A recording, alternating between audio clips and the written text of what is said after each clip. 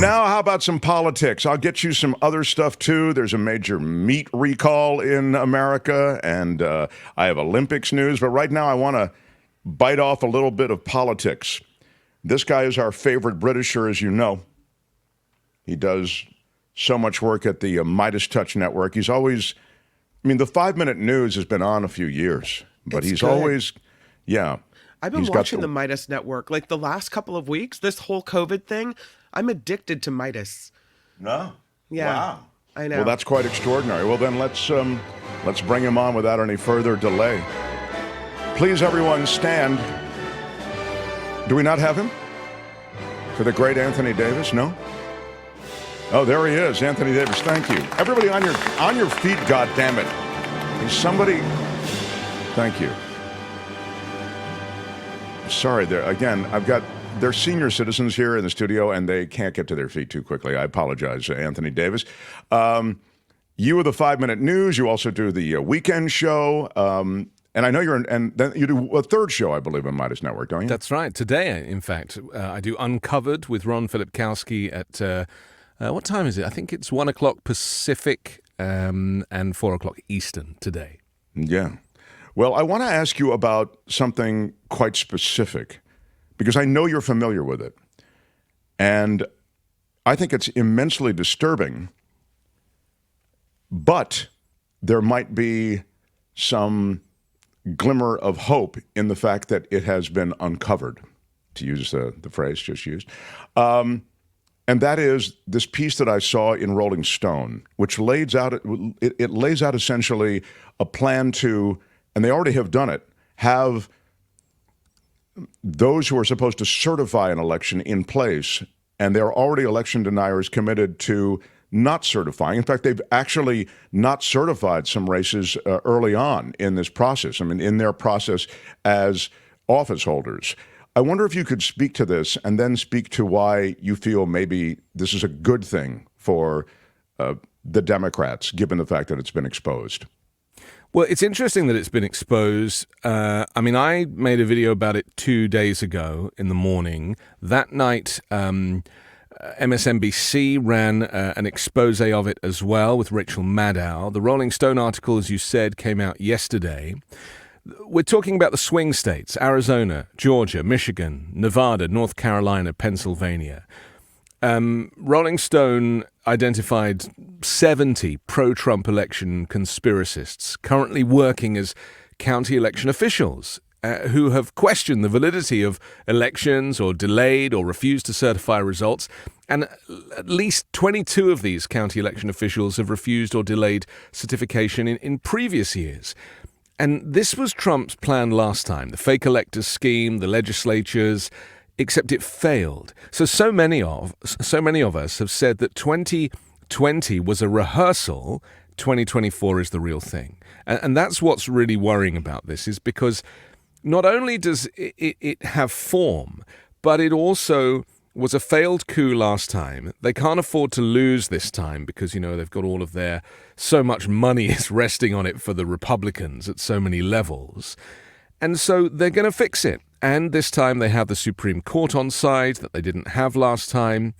And so my version of this argument, or this story, I suppose, what I bring to this is talking about the Bush v. Gore story from, was it 2000, where the Supreme Court ended up deciding in favor of George Bush. They actually said stop the count, right? Didn't the Supreme Court say, they were still counting ballots, and they said stop. Yeah, and so I believe that it's a combination of that story from 24 years ago, combined with a story from 4 years ago, the fake elector scheme, the legislatures refusing to certify. Okay, we don't want to certify it, there's fraud, we're going to send it to the Supreme Court. Supreme Court gets it, Samuel Alito flying the flag upside down, his wife Clarence Thomas, his wife an insurrectionist, 3 Trump-appointed judges, they're all in the tank for Trump, and they will choose Donald Trump as the de facto winner. That is my fear. That's what these stories are alluding to. And you know something, Mark? I am really surprised that this is not on every newspaper today. That apart from these sources, these 3 sources that I include myself in, no one's talking about it. I agree. We've spoken of it last couple of days, but we're certainly not punching through in any kind of way that can raise consciousness about it. It is, sadly, I think the media cycle that jumps on the shiny object. Kamala Harris is the shiny object right now, which has to frustrate Donald Trump immensely. Prior to that, of course, it was Trump. And this would fit into questions that might be asked to Donald Trump. But again, I say Donald Trump is the shiny object, but in truth, the Biden mental acuity state was the shiny object for probably the month prior. Yeah, and then the shooting was the shiny object, right, which thank of course, you. Undoubtedly. Yeah.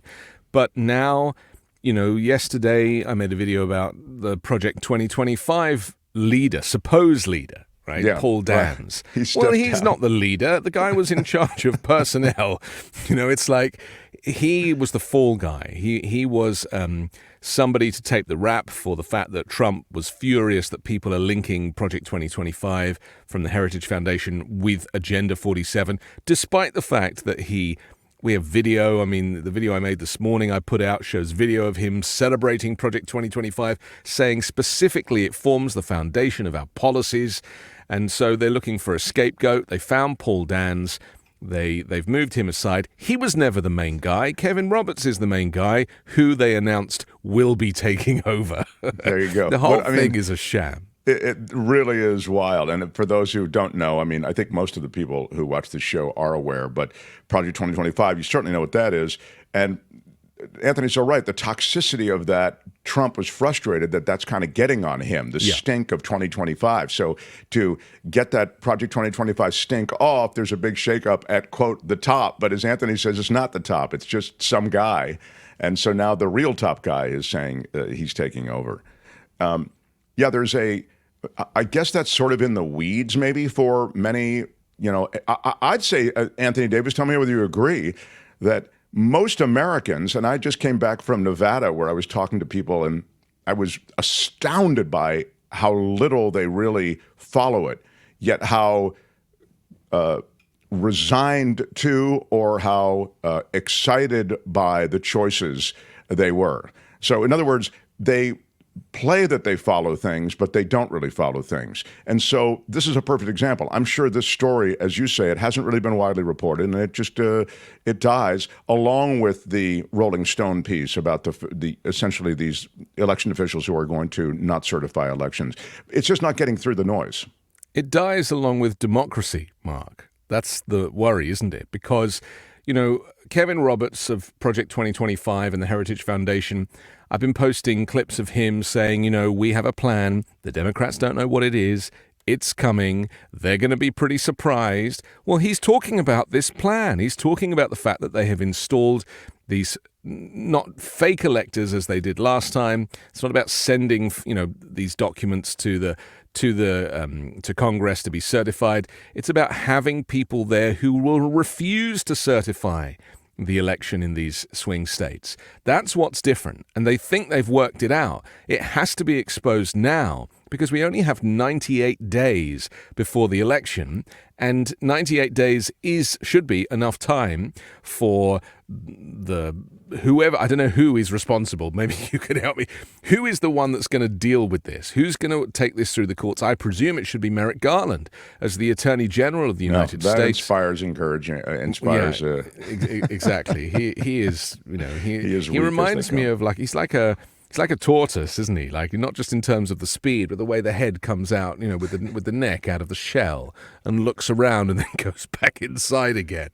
I really do wish that, there are a lot of roles, in fact, we should probably talk about Louis DeJoy as well, who's the Postmaster General, because he's another one of Trump's installations who is absolutely going to make sure that mail-in ballots go slow. And this is what Trump has done. He has installed people in senior positions. Christopher Wray, the FBI director, is another one. Trump switched out James Comey. Christopher Wray is also a Federalist Society guy, a Republican who slow-walked the January 6th investigation. Said to Merrick Garland, probably not a good idea to go after Trump over this because it'll create a constitutional crisis. Meanwhile, Trump is still free and the insurrection is still going on. Fascinating. I'm glad you mentioned Louis DeJoy because I just want to mention. I see this, and I'll ask Anthony about this, Trevor, in a second. My jetliner view of the GOP is a simple one related to money. I mean, there are a lot of different aspects and layers to their plan and the power grab, and of course the cultural issues, abortion being one of them, et cetera. But lifestyle issues, issues around freedom. But they essentially want to privatize everything. That's the GOP way. Louis DeJoy wants to essentially kneecap the post office so that private industry can take over, and you'll then be paying an extraordinary amount if you can even get a letter or post, as you might say, from here to there. The Eric Princes of the world, who ran Blackwater, and of course the private army. They want to privatize a bunch of the military, American military. So I see this as their real effort. The GOP, they want their piece of privatizing literally everything, every social service, everything that's part of the government, they want to privatize. And the reason for that is because then it becomes for profit. And profit ultimately is what America hangs its hat on. And I've learned this from living here. I kind of knew, we talk about capitalism. Capitalism is everywhere now, right? So there's no way that the US could go back to socialism. It's not possible. We are a capitalist nation, always will be, no matter who is in the White House. And I think it's important we make that point. But there is a way of doing it where you don't rinse people to the point that all this profit is not going back into reinvestment in the business. And so that is why it's so frustrating. I mean, look at the boss of Boeing who got replaced today. His pay packet's like $45 million plus bonuses. Meanwhile, 346 people died in 2 plane crashes that he says he takes responsibility for, and he effectively got a pay rise. It doesn't add up, the fact that these executives are paid so much more than the people who work for them. And the people who work for them, regular people, are the ones who are having to effectively take additional jobs to be able to pay their rent. So you can criticize socialism, but you could also ask, well, actually, what does it offer? Well, it actually offers a more fair system where the people who are at the top don't earn a ridiculous amount of money more than the people at the bottom, and therefore the wealth is shared. Conceptually, it's actually a far better system than the one we have. Well, I mean, the idea somehow that those at the top can contribute to the system that has led them to the top or allowed them to get to the top with the great skills that they may bring to help them get to the top. That system is a system of taxation, and that actually then pours money into social programs and to things that can help lift so much of the American citizenry that is not at the top.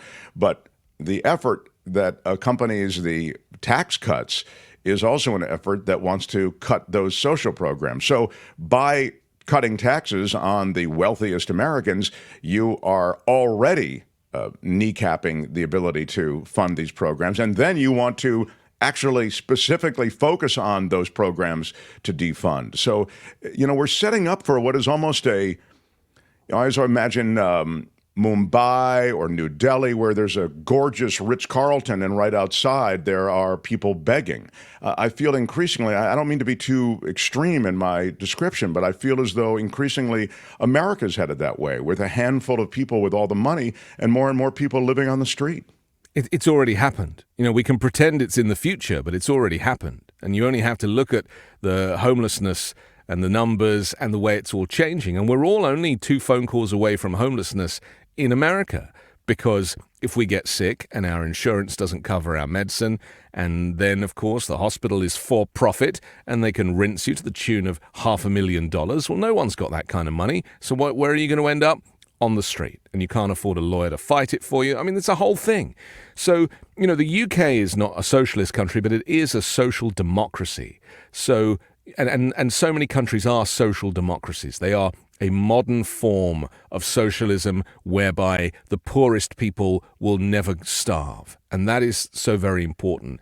It doesn't happen here. There is enough money for it to happen here. The US is one of the richest countries in the world. It can afford to pay everybody's sick pay. It can afford to pay everybody's health care. It can afford all of these schemes that Republicans claim are unaffordable. Meanwhile, they want to spend more money on military and things that we do not need to be investing in at that rate. So, it's very frustrating that the narrative is actually the issue rather than the ledger. The ledger actually can afford all of this stuff, but branding it socialism is the reason people aren't into it. It's not socialism, it's just normal. Like if we use maternity leave as an example, I don't even know what it is here. I think you get like 3 or 4 months maternity leave if you're lucky, right? Well, in the UK, you'll get your full maternity. You'll get 9, 10 months. In most civilized social democracies, the dad will get 3 months, 4 months, 6 months maternity leave as well. It's civilized, it's normal, it's inclusive, it's respectful. The idea that you have to work until your eyes bleed is an American horror story that somehow has been baked into the American dream. If you work hard enough, well, I'm done with working hard. You should just be able to work. Do you know what I mean? Sure. Like just you're a done regular with job. You're done with working to the exclusion of all else, essentially. I'm done with having 4 jobs in order to make enough money to pay the rent. Right? There should be one job that enables you to live, to have a little bit spare so you can afford to take a vacation. And unfortunately, the economy has been mismanaged over decades, not just in America, but in all capitalist democracies, to the point that inflation has risen, the cost of living has risen, and wages have stayed the same. And that is at the core of all of our problems. It's like that's why immigration is a problem for people, because they look for someone to blame, because wages didn't rise, cost of living went up. So what do you do about it? Do you blame the government? No, let's blame the immigrants. It's nothing to do with them. So this is an issue of messaging rather than of the actual fiscal aspect of this. As our election season winds down, I was saying, I said this the other day, I know that Kamala Harris has just entered the presidential race, and it's like, how are they going to pull this together in such a short time? And I made the point that, well, the Europeans do it. I mean, they have these elections that don't last for 4 years or 3.5 years or whatever it is here. I mean, the minute they inaugurate a new president in this country, already a re-election cycle has started, or there are figuring strategies to challenge. In England, I wonder if you can just review, how do the elections work there? It's a much shorter period of time. Well, the last election came together in 2 weeks. Right. That was like a snap election that they called, though. Yeah, but it makes no difference. The process is exactly the same. We keep these 6-foot trestle tables in storage where they have these polling places in church halls. They're all in storage. The chairs are all ready to go. The polling booths are all ready to go, folded up. It's like, let's do election day. And they have these really terrible posters that say polling station that look like they were written in 1935. Because they were. And so they get put up outside. And I randomly happened to be in London for the general election 4 weeks ago. And I managed to get my polling, what do they call it, a voting form. And I managed to go in and cast my vote while I was there. And it felt wonderful because it was, it had just been called. A conservative government had been in for 14 years. They had rinsed the economy. That the country is on its knees economically. And now there is a left Labour government back in power for the first time in 14 years, and they have already lifted the mood of the entire nation. And it's a bit like the feeling with Kamala Harris, reinvigorating the Democrats. People need leadership, and they need change. And stagnation of leadership, whether Trump wants to install himself as a dictator forever after, where you never have to vote again. Don't worry, we'll fix it. I mean, seriously? You want that guy? And so I think, that's why there is a reckoning in November, because we are choosing between dictatorship and democracy, between fascism and freedom, and we're not going to get another chance possibly ever again. So that's why so many Republicans are going to be voting for Kamala Harris. I heard another governor today saying, I'm going to be voting for Kamala Harris and supporting her. He's a Republican governor because he says that Trump does not support the rule of law, whereas Kamala does. That's what this election is about. Your next visit, I'd love to talk about some of the negatives associated with Trump, and you just identified one of them. That's what made me think of it. But right now we've got to wrap up. However, before I do, Trevor Starr in Hollywood is he's like I'd say the deputy of drops on this show. Big like he'll hear a drop somewhere and he'll go, Mark, I think this would be a good drop for the show. And you're not accepted. In fact, you have a great drop. And this was lifted from one of your shows. And Trevor sent us Donald Trump is now the oldest guy, also the weirdest guy. All right, so that is your drop. Donald Trump is now the oldest guy, also the weirdest guy. And Trevor is saying, I would like to hear what Anthony Davis thinks about his Trump is old and weird drop.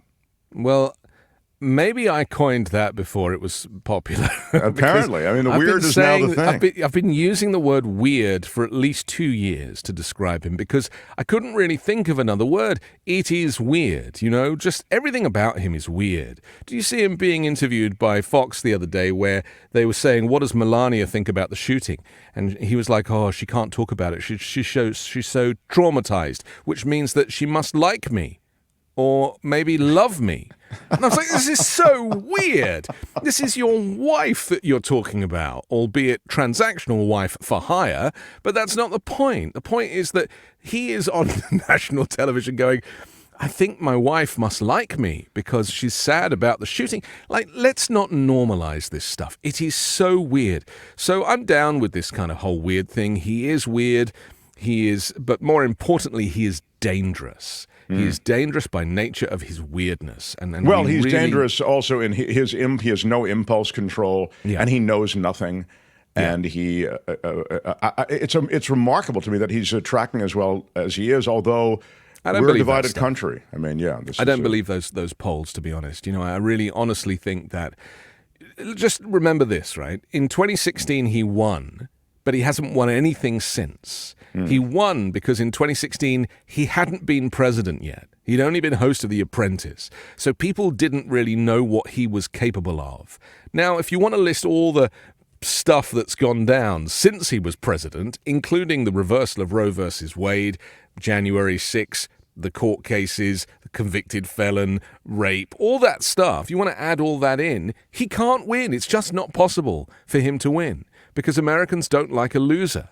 So there is no chance Donald Trump is going to win this election, and that's why I'm not looking at the polls. It still comes down to the Electoral College, and it's a very thin margin. I mean, I just suggest, that I hope you're right. And Karen says we already have socialism in some aspects. Yeah, it's certainly. Well, I'll tell you, we have socialism. You have socialism in bailing out corporate America. That's where you have socialism. Yeah. You saw it happen with the real estate bust. The too big to fail, and you still see it.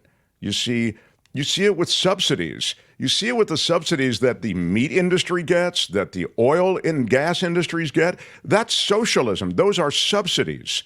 And the military is socialism as well, because you're housing and feeding and training literally tens of thousands of people. Social Security and Medicare and Medicaid. No one wants those things taken away, apart from the Republicans. So, socialism is the wrong word. It's social systems. I think if you ism anything, people get a bit scared of it. But these are social programs. These are social systems that you honestly couldn't live without in the US. And even, getting unemployment, for example. I don't know how long it lasts here. I know it's not indefinite like it is in the UK. In the UK, if you can't work, then you can claim unemployment benefit. It gives you cash. It pays your housing, pays your bills, and it's just normal. I love it. Do you need to show up to the unemployment office and show that you're trying to get a job the way you do Every here? 2 weeks you have to show up. Every 2 weeks, yeah. But the only thing you have to do to say you got a job is maybe show them a CV that you've written. Wow. You know, or a resume, as you say. It's a in this low town. bar. Yeah, resume we prefer. Yeah. Anthony Davis, the creator of the 5 Minute News, Midas Touch host. Look for him across the Midas Touch network. He's a big star, but he still comes here and hangs out occasionally, and we love him because he is our favorite Britisher as well. Always a window on what's happening in the mother country. Anthony, thank you for spending a few minutes with us, and we'll see you next time. Thank you, Bob. Always a pleasure. Anthony Davis, everybody. I love it. Please be seated, everyone. As the flourish ends, you can. Good stuff. Hi, it's Mark, and I thought that was great. Hit the notification bell. You'll know whenever there's a new video being dropped, and please subscribe to our channel to help us save the universe.